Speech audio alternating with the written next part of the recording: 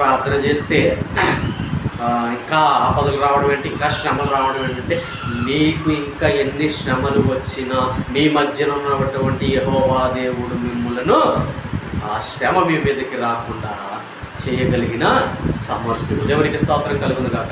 ప్రియ సహోదరి సహోదరుడా, మన జీవితాల్లో కూడా మనం దేవుని విషయమై ఎంతో గానో వేదన పడి ప్రార్థన చేస్తూ ఉన్నా కానీ మీ సమస్య తీరడం లేదని బాధపడుతూ ఉంటే మరొక మరి జ్ఞాపకం చేస్తున్నాను. నీకున్నటువంటి క్రియలను, నీకున్నటువంటి చెడు క్రియలను, నీకున్నటువంటి పాపమును, నీకున్నటువంటి వ్యభిచారమును, నీకున్నటువంటి అసూయను, నీకున్నటువంటి కోపమును, క్రోధమును అన్నింటినీ కూడా నువ్వు విడిచిపెట్టి దేవుని విషయమందు నువ్వు యథార్థతగా విశ్వాసము కలిగి ఉంటే, దేవుని విషయమైన విశ్వాసము కలిగి ఉంటే ఏమవుతుందటండి, నీకు ఇక మీదట అపాయము